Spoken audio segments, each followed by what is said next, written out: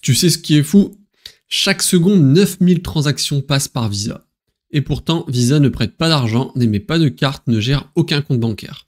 Alors comment cette boîte qui ne te prête même pas un centime peut valoir 650 milliards de dollars? On parle ici d'une entreprise qui touche des milliards juste pour faire circuler l'argent. Elle ne vend rien, elle prend juste sa part à chaque passage. Et vu comment le monde devient de plus en plus digital, Visa est en train de s'ancrer au cœur du système. Dans cette vidéo, on va décortiquer le modèle Visa, comment elle gagne de l'argent, ce qui pourrait la propulser encore plus haut ou la mettre en difficulté. Je vais te montrer ce que disent les chiffres, ce qu'on peut attendre des prochaines années, et surtout, est-ce que ça vaut le coup d'investir aujourd'hui ou pas. Accroche-toi, on part dans les coulisses d'un monstre invisible mais ultra puissant du capitalisme moderne. Let's go. Alors quand tu penses à Visa, tu penses sûrement à ta carte bleue, mais en réalité Visa n'émet même pas de carte. Elle ne prête pas d'argent, ne gère aucun compte bancaire, et pourtant elle touche des milliards chaque année. Alors comment ça marche? Visa, c'est un géant des paiements numériques. Sa mission, c'est simple, faciliter les échanges d'argent dans le monde entier. Elle connecte plus de 200 pays, des consommateurs, des banques, des commerçants, des gouvernements. Le tout grâce à VisaNet, un réseau technologique ultra puissant qui traite 829 millions de transactions par jour. Son business, c'est d'être le tuyau. Chaque fois que tu paies avec ta carte Visa, la transaction passe par son réseau, et Visa prend sa petite part au passage. Visa gagne donc de l'argent de plusieurs manières, donc avec le data processing, donc comme vu précédemment, c'est le cœur du réacteur. Visa facture l'utilisation de son réseau, donc via les autorisations, les compensations, règlements, etc. Ensuite, il y a les frais de service, donc ça c'est tout ce qui est frais pour l'utilisation des produits Visa, carte de crédit, débit, etc. Ensuite, il y a les transactions internationales, donc chaque paiement en devise étrangère lui rapporte. Enfin, il y a les services à valeur ajoutée, donc Visa vend aussi des services premium, tout ce qui est sécurité, data, conseil. Enfin, elle reverse également des incentives à ses clients, donc banques, commerçants, pour encourager l'utilisation du réseau.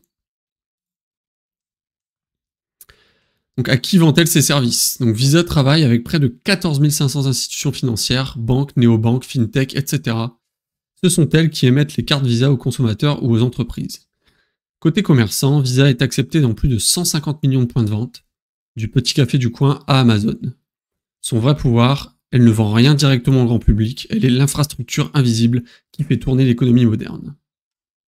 Son modèle économique repose sur une plateforme ultra scalable, donc plus il y a d'utilisateurs, plus le réseau est utilisé, et plus Visa encaisse. Elle ne vend pas un produit mais un service d'interconnexion. Chaque transaction qui passe sur son réseau, c'est du chiffre d'affaires en plus. C'est un modèle sans stock, sans usine, avec des marges hallucinantes. Visa, c'est un peu comme une autoroute mondiale pour l'argent. Elle ne transporte rien elle-même, mais elle fait payer chaque passage. Et crois-moi, vu le volume, ça pèse très lourd. Voyons maintenant la santé financière. Donc, est-ce que Visa gagne vraiment de l'argent? Donc, spoiler, oui, et même beaucoup. Mais regarde un peu les chiffres parce que c'est impressionnant. Visa, c'est une machine à cash.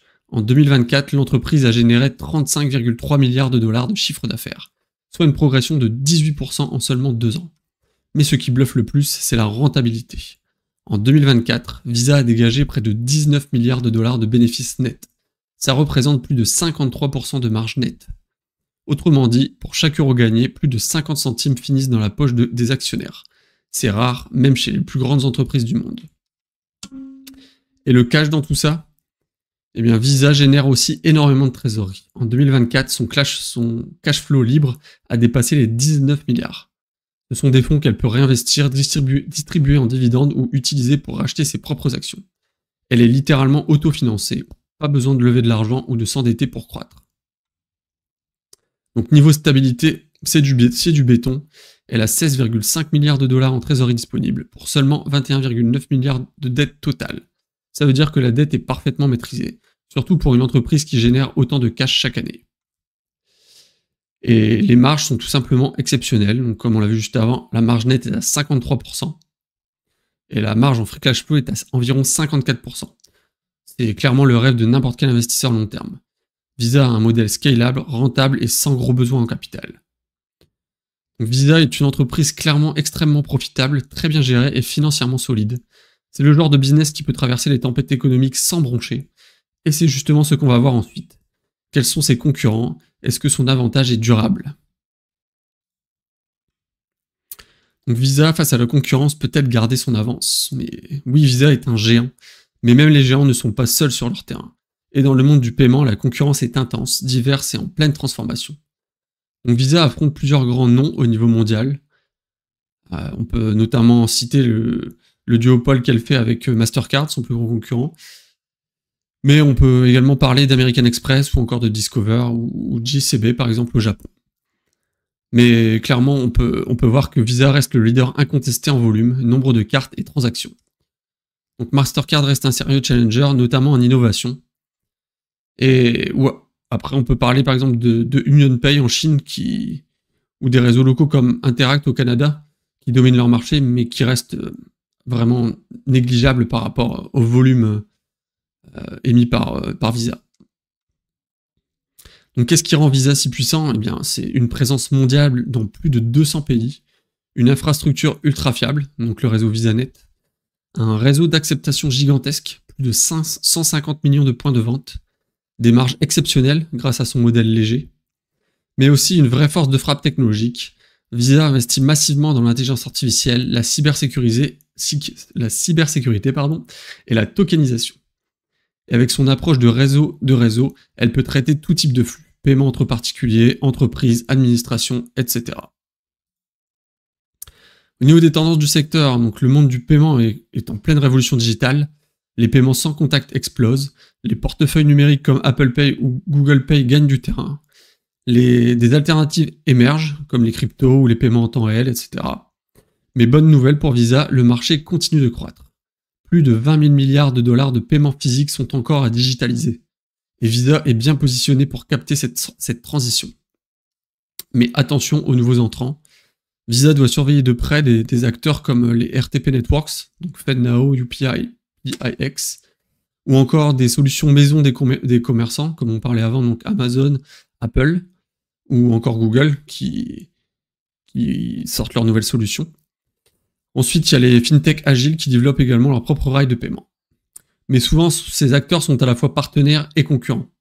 Visa s'associe avec eux via des API, des programmes fintech ou des acquisitions ciblées. Donc en résumé, Visa reste le patron du paiement mondial, mais le secteur est en mouvement constant.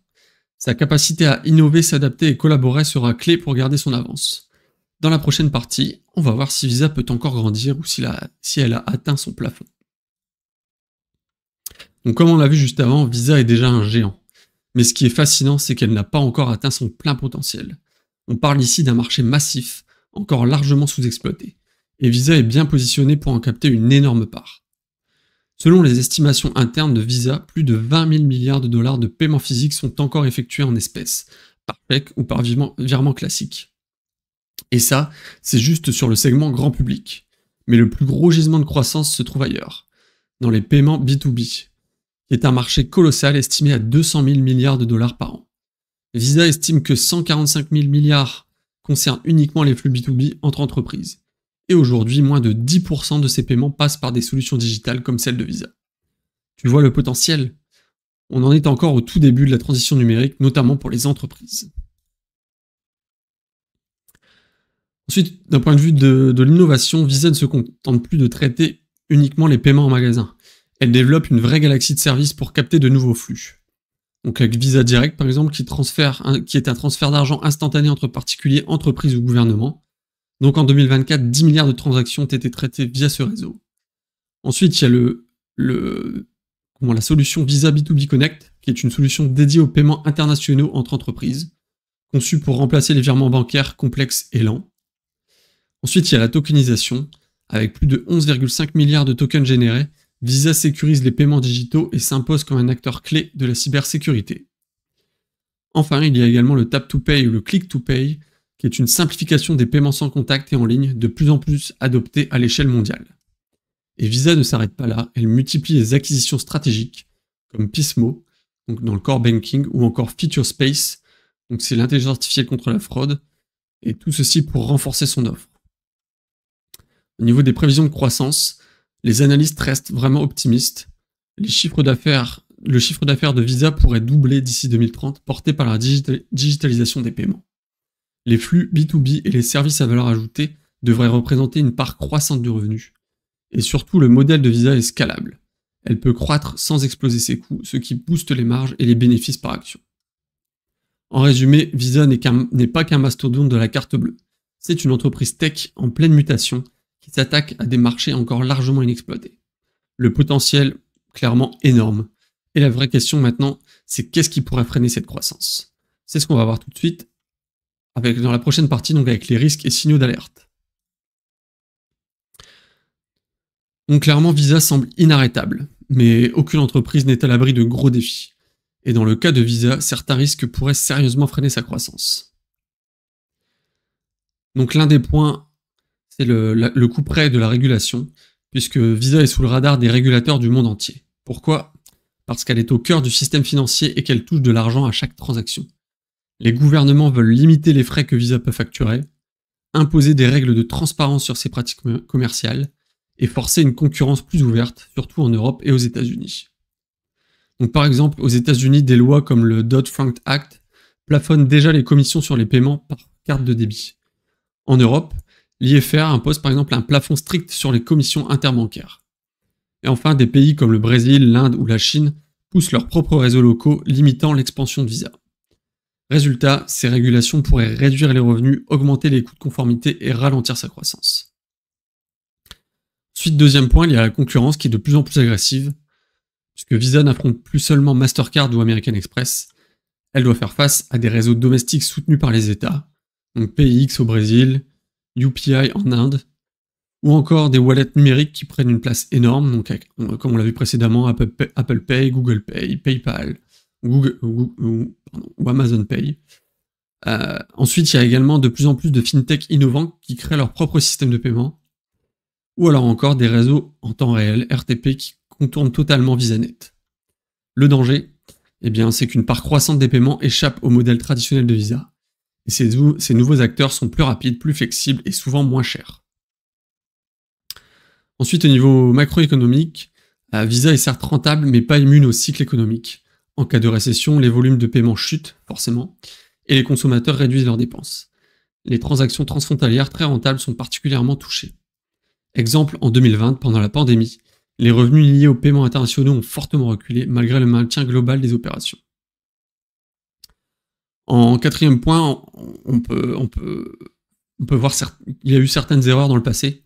Donc Visa n'a pas commis de fautes majeures récemment, mais elle reste exposée à des poursuites pour pratiques anticoncurrentielles, des litiges sur les frais d'interchange et des critiques sur sa position dominante, notamment en Europe. Donc un mauvais buzz ou une affaire judiciaire pourrait entacher la réputation de la marque et affecter les relations avec les partenaires. Donc en résumé, Visa est une entreprise solide, mais elle évolue dans un environnement ultra réglementé, très concurrentiel et sensible aux crises économiques. Et comme toujours en bourse, il faut regarder les opportunités, mais aussi les risques à long terme. Dans la dernière partie, on va faire le bilan maintenant. Donc pour l'analyse finale, est-ce que Visa mérite une place dans ton portefeuille long terme? Alors pour moi, la réponse est clairement oui, mais à certaines conditions.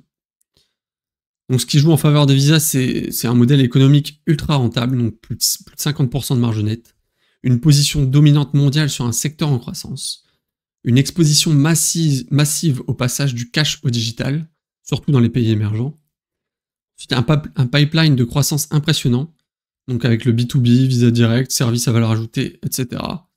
Et surtout une entreprise qui génère un cash flow énorme et chaque année. Visa est rentable, stable, bien géré et a encore des dizaines de milliers de milliards de dollars à capter à travers le monde.